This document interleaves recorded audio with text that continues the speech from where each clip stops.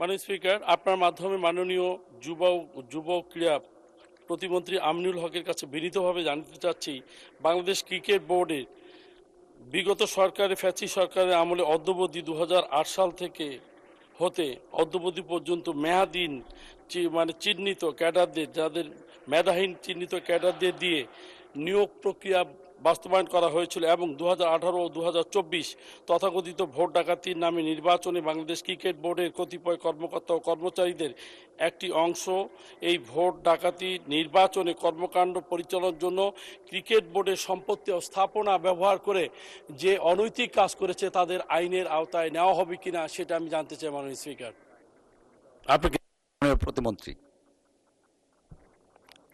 ধন্যবাদ মাননীয় স্পিকার, এবং ধন্যবাদ জানাচ্ছি আমাদের মাননীয় সংসদ সদস্যকে।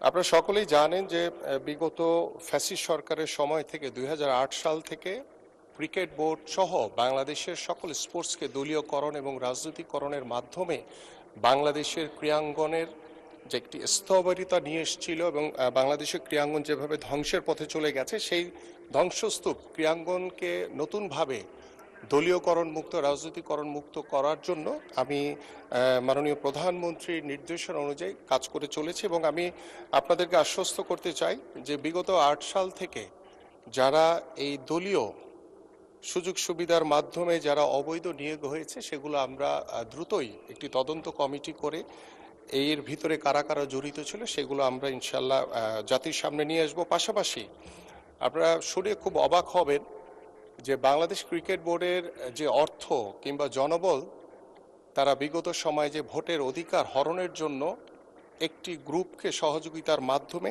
তারা এই ধরনের অপকর্মগুলো করেছে। এবং আমি বিশ্বাস করি যে আমরা দায়িত্ব নেওয়ার পরে ইনশাল্লাহ এই বোর্ডের যারা এই অপকর্মের সাথে জড়িত ছিলেন সেই সকল কর্মকর্তা কিংবা কর্মচারী, তাদের বিরুদ্ধে আমরা তদন্তপূর্বক এদের বিরুদ্ধে ব্যবস্থা গ্রহণ করা হবে ইনশাল্লাহ।